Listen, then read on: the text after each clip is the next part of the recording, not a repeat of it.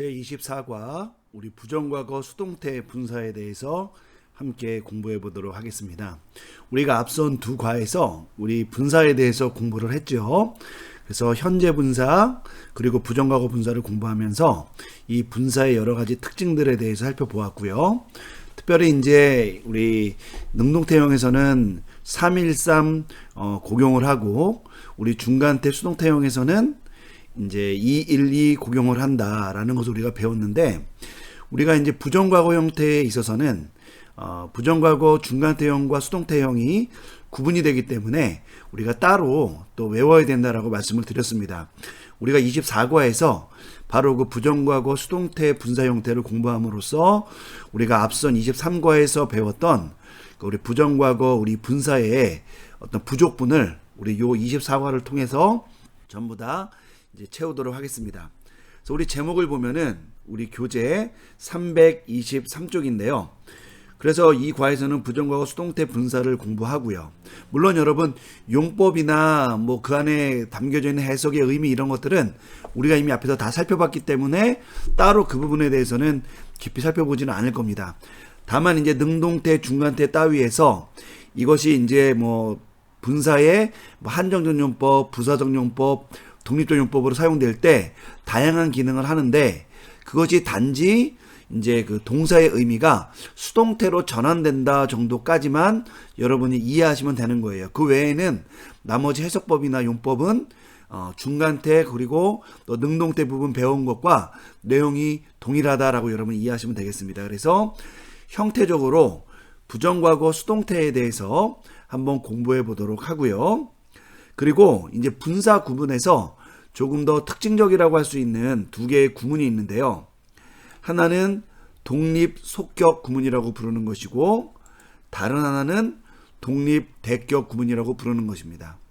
이제 위에 거를 absolute genitive construction이라고 부르고, 밑에 있는 것을 absolute accusative construction 이렇게 부르는데, 우리말로는 그냥 독립 속격 구문, 독립 대격 구문 이렇게 부릅니다. 이거는 무슨 말이냐면은 이 분사가 독립적 용법으로 사용된다는 뜻이 아니라 속격 혹은 대격으로 분사가 나와서 구문을 이루는데, 이것이 문법적으로 주문장과 아무런 상관없이 독립적으로 그 문장 안에 존재한다라는 의미에서 독립 속격, 독립 대격 구문이라고 부르는 거예요.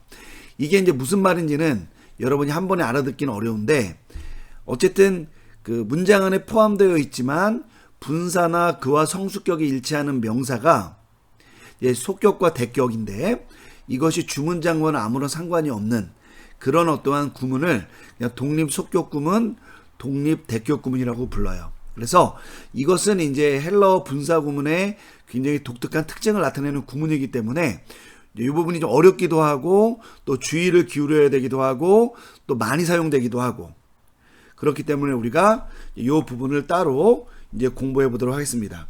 그리고 이제 심화학습 부분에서는 이제 미래 분사에 대해서 한번 공부를 해보겠는데요. 사실은 미래 분사가 존재하느냐 아니냐 논쟁이 있어요. 그런데 우리가 일반적으로 직설법이 아닌 것들의 시제는 크게 세 가지가 있다 그랬죠. 현재, 그리고 부정과거, 완료, 이렇게 세 가지가 있어요. 그래서 우리가 이제 완료 분사는 이제 25과에서 다음 과죠. 우리가 공부하겠고요. 그래서 우리가 아직 완료 분사는 안 배웠지만 이렇게 크게 세 개의 분사가 존재한다는 것이 정설이에요. 그런데 간혹 우리가 형태적으로나 문맥적으로 이제 미래 분사일 가능성이 있는 것들이 종종 등장해요. 그래서 우리가 이 가능성을 염두에 두고 한번 이제 보도록 하겠습니다. 그래서 이 세 가지의 어떤 범주 안에 들지는 않지만 이렇게 추가적으로 미래 분사라고 부를 수 있는 것들, 형태와 그 의미를 살펴보고요. 뭐 여기까지 배우면은 우리가 분사의 큰 틀을 다 배운 건데, 다만 25과에서 우리가 완료 분사를 배우면 이제 분사에 대한 전반적인 부분을 다 공부했다라고 말할 수 있겠습니다. 여러분 그 부분까지 이 분사의 어떤 개념과 분사의 용법을 이해해 나가는데 집중을 좀 하시면 좋아요. 헬러에서 이 분사는 굉장히 많이 사용되고, 심지어는 우리 마태복음 같은 경우에는 지극히 이제 유대적인 스타일로 이제 내용도 그렇고 이제 쓰여졌다고 많이 이야기를 하는데, 구약 성경 인용도 많고요.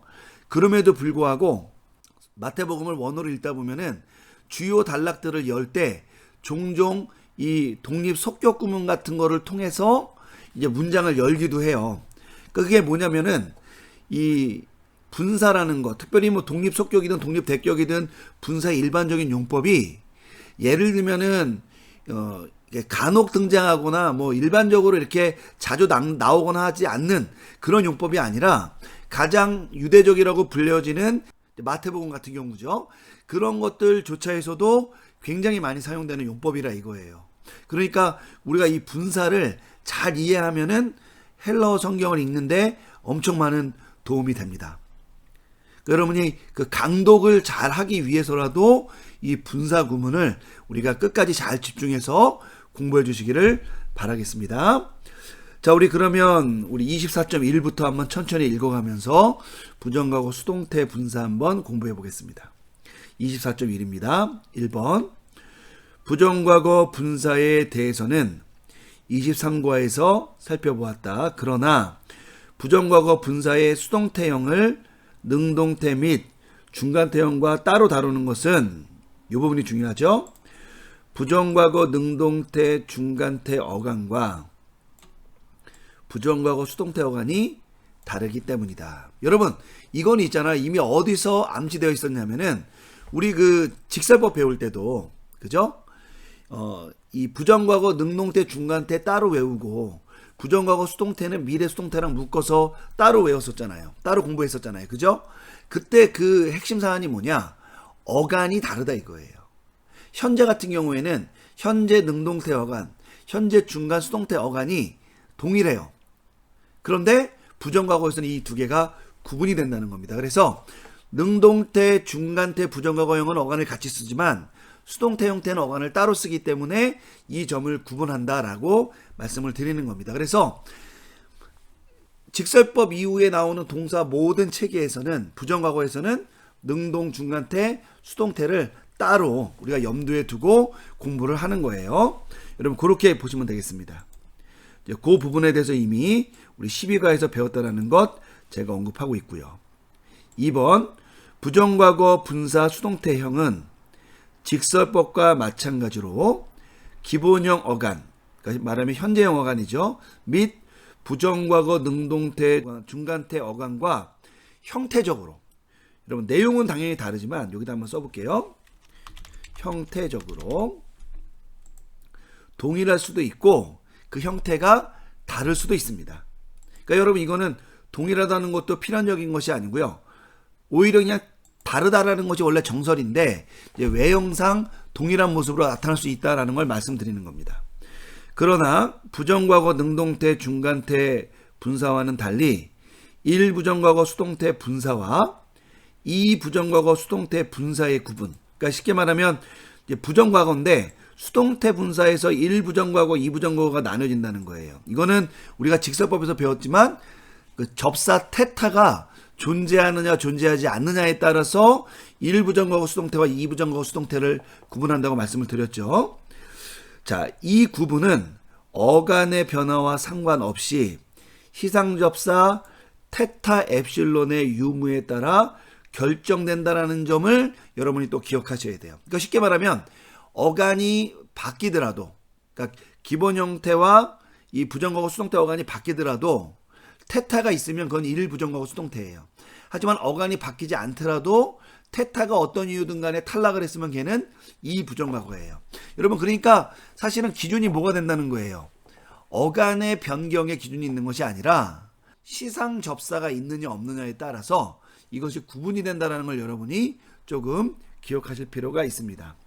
하지만 이런 경우에는 대부분 그냥 단어를 우리가 어휘를 이제 외움으로써 극복할 수 있는 문제니까 여러분이 크게 걱정하지 않으셔도 되겠습니다. 3번 상대적 시간을 나타내는 분사의 부사적 용법에서 과거 분사는 주동사보다 한 시제 앞선 시간을 나타내기에 시간의 의미에서 후에라는 의미를 갖게 됩니다. 그러니까 여러분 요거는 이제 부정과거 분사니까 그렇다는 거예요. 그러니까 다만 차이는 뭐냐? 수동태니까 이것을 이제 풀어서 설명할 때 수동태로 우리가 해석을 해야 된다. 뭐 그 얘기겠죠. 단 한정적, 관용적 용법과 독립적 용법에서는 문맥에 따라 시간의 의미를 취한다라는 것, 우리 다른 어떤 분사 용법과 내용이 동일합니다. 자, 우리 그러면 우리 24.1.1에서 제1부정하고 수동태 분사 형태가 어떻게 되는지 한번 보도록 하겠습니다. 우선은 우리 류오 동사로 한번 살펴보겠는데요. 이 류오 동사는 뭐 우리 직설법에서 살펴봤듯이 뭐 능동태든 뭐 중간태든 수동태든 뭐 현재든 뭐 부정과거든 간에 어간이 바뀌지 않죠.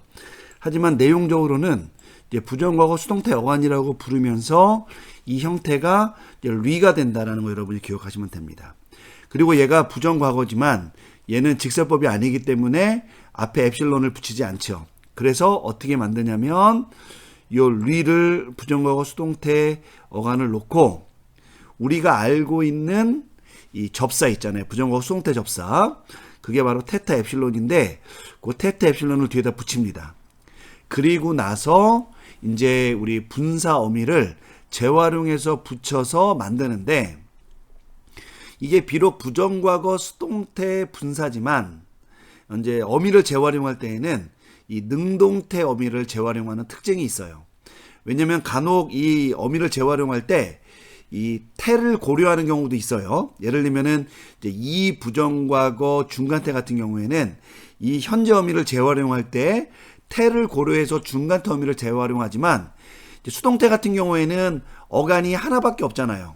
그리고 테타 엡실론을 통해서 이것이 부정과거 수동태라는 형태가 완전히 고정되기 때문에 이 경우에는 이제 태는 완전히 결정이 된 거고, 그러니까 이제 수와 예를 들면은 이제 그 격을 나타낼 수 있는 그 특징, 그리고 성과 수와 격을 나타낼 수 있는 그 어미 중에서 굉장히 간단하고 그 내용만 전달할 수 있는 것을 이제 재활용하는 경향이 있어요. 그러다 보니까 이제 비록 수동태니까 우리가 현재 수동태 어미 오메노스, 오메네, 오메논을 사용하면 더 깔끔하게 규칙이 적용될 수 있는데 이 경우에는 그냥 이제 수동태라는 것이 확실하기 때문에 성수 격만 표시할 수 있는 것을 고려해서 능동태 어미를 재활용했다라고 여러분이 보시면 됩니다.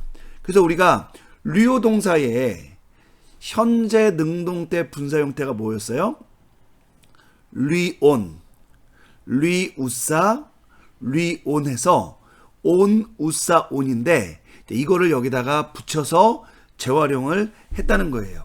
다만 이 남성 단수 형태는 항상 좀 독특한 형태를 취한다라는 거 여러분이 염두에 둬야 된다 그랬죠. 그래서 요 남성 단수 형태에서만 류테이스에서 독특한 형태를 갖는 반면에 여성이라든지 중성 같은 경우에 또 중성은 남성과 또 패턴을 또 같이 쓰니까요.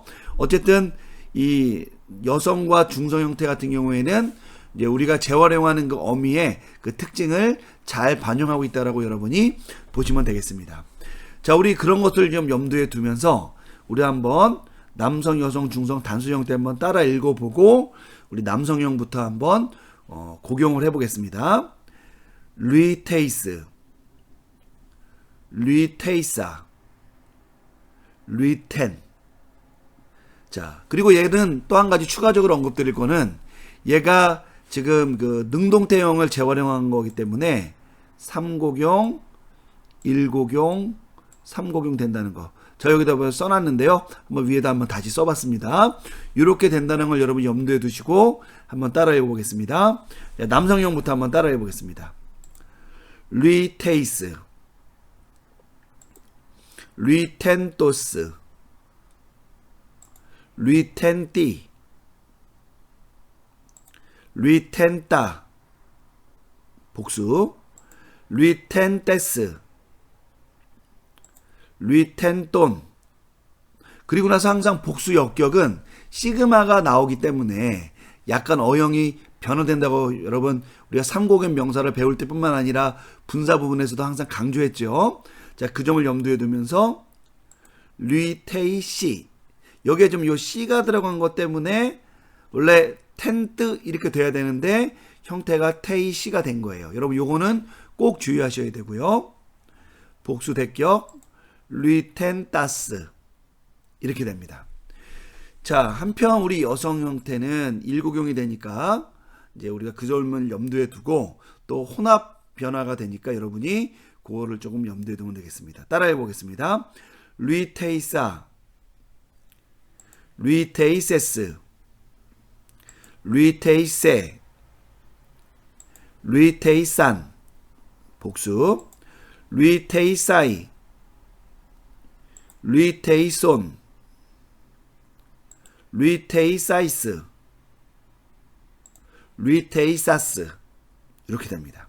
여기는 어미가 이제 태하고 뭐 이렇게 우하고 만나면 원래 좀 다르게 바뀌는데 이 경우에는 그냥 이 애가 좀 살아남아서 태이가 됐다라는 거 여러분 이 정도는 조금 염두에 두시면 좋을 것 같고요.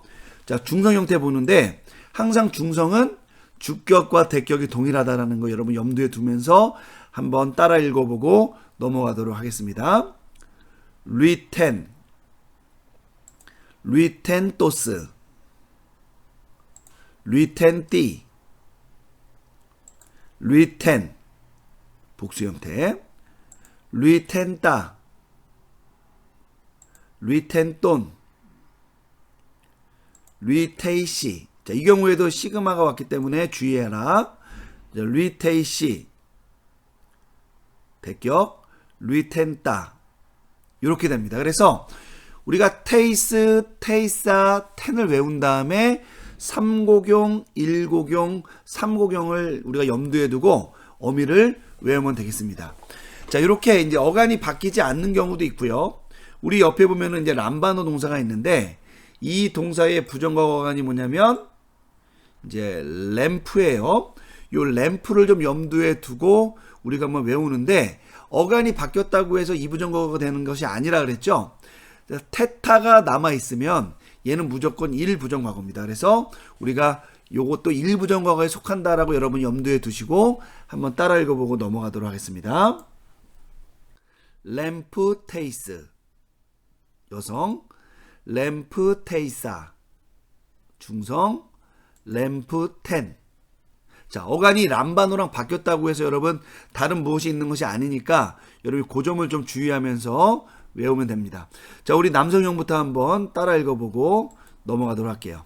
램프테이스, 램프텐토스, 램프텐띠, 램프텐따, 램프텐테스, 램프텐돈, 램프테이시,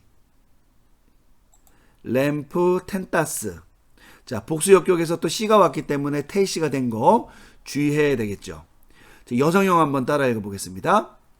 램프테이사, 램프테이세스, 램프테이세, 램프테이산, 복수, 램프테이사이, 램프테이손, 램프테이사이스, 램프테이사스 이렇게 됩니다. 이 경우에도 동일하게 테이라는 게 모음이 A가 됐다라는 점 주의하고요. 자, 중성 형태는 항상 주격과 대격이 동일하다 그랬죠. 램프텐, 램프텐토스, 램프텐띠, 램프텐, 램프텐따, 램프텐돈, 램프테이시, 램프텐따. 자, 여기 오타가 났는데요. 여러분 요 뭐죠? 남성형과 동일한 형태로 여러분이 표시해 주시면 좋겠습니다. 자, 여기 요거로 대체해 주시는 것. 램프테이시, 램프텐따 이렇게 된다는 거 여러분이 조금 주의해 주면 좋겠습니다. 우리 중성 형태 다시 한번 읽어볼게요. 램프텐, 램프텐토스, 램프텐띠, 램프텐, 램프텐따, 램프텐돈, 램프 테이시, 램프 텐다. 우리 1번 볼게요. 1부정과거 수동태 분사는 1부정과거 수동태 어간 플러스 부정과거 수동태 접사 테타 엡실론 플러스 현재 분사 능동태 어미 재활용을 통해서 만든다. 왜 능동태 어미를 재활용했는지에 대해서는 아까 제가 간단하게 설명을 드렸습니다. 악센트는 부정과거 수동태 분사 위에 머무는 특징이 있다라는 거죠. 여러분 한 가지 체크하시면 됩니다. 여기 보면 액센트가 여기 위에 있죠? 이 부분을 주의하라고 말씀을 드리는 겁니다. 원래는 악센트가 어디 있어야 되느냐? 위에 있어야 되는데 이 경우에 이렇게 어미 위에 머물러 있다는 것도 여러분이 주의하시면 되겠고요. 2번 제1부정과거 수동태형은 시당접사 테타 엡실론이 보존되어 있는 한 어간의 기본형이 다르더라도 제1부정과거로 분류한다는 것 설명드렸고요. 3번 어미 고경은 이제 현재 어미를 재활용했기에 313 고경을 따르고요. 능동태형의 남성 및 중성 복수 역격에서는 이제 테이시가 된다는 것을 좀 주의하라라고 말씀을 드렸습니다. 자, 한번 우리 그러면 예문에서 어떻게 사용되는지를 한번 살펴보고 우리 2부정과거 수동태 분사로 가겠습니다. 자, 리테이스 휘포뚜 둘루 호 큐리오스 엘텐 프로스톤 오이콘인데요. 자, 이 경우에 이제 주절이 있겠고 당연히 이제 분사구가 있겠죠. 자, 볼 때 요 리테이스가 나오잖아요. 요거를 우리가 이제 관심을 가져야 되는 겁니다. 이 단어는요.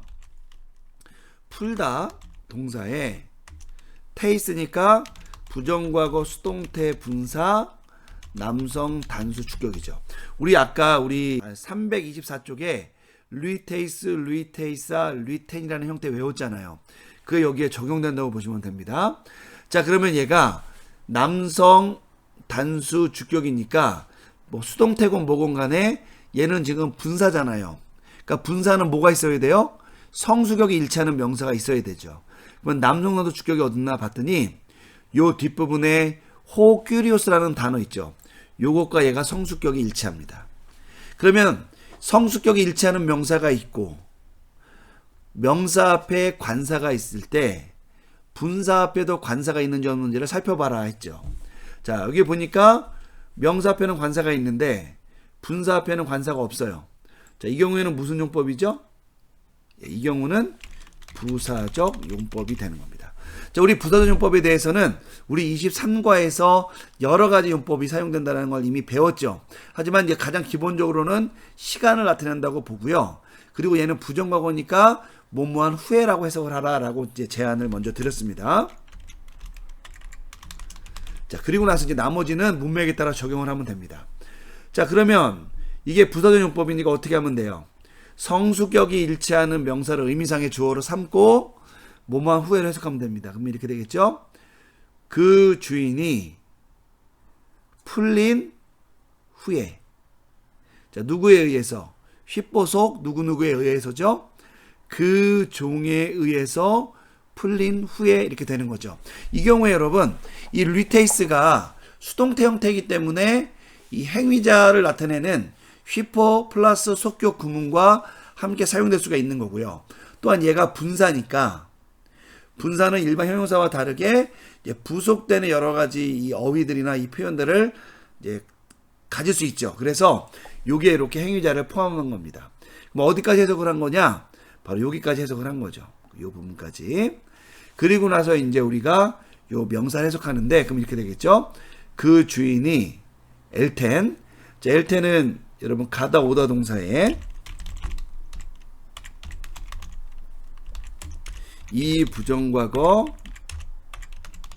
능동태 직설법 단수 3인칭이죠. 그러니까 주어는 뭐냐면 이 큐리오스가 주어죠. 그러니까 그 주인이 플러스 대격 어디어디에로 그러니까 그 집으로 갔다 이렇게 되는 거죠.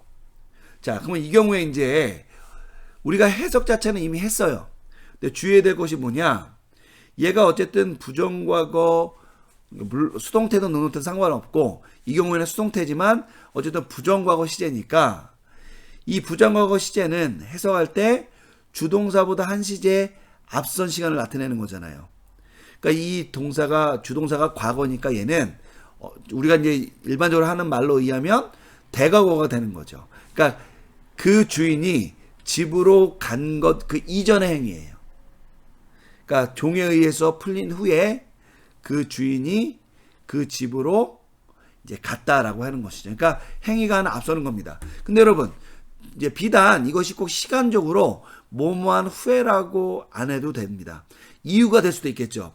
그가 이제 지금 그 전까지는 묶여 있어서 못 갔는데 이제서야 비로소 그 종에 의해서 풀렸기 때문에 여러분 풀린 것도 집에 간 것보다 어쨌든 한 시제 앞선 거잖아요. 그러니까 풀렸기 때문에 그 주인이 집으로 갔다라고 이렇게 해석해도 무방합니다. 여러분 이렇게 해석의 방법 이런 어떤 내용은 우리가 이미 앞서서 배웠던 분사의 일반적인 해석법과 동일하고요. 다만 이것이 수동태이기 때문에 그 어형과 그 의미는 좀 우리가 구분할 필요가 있다라고 여러분에게 말씀을 드립니다.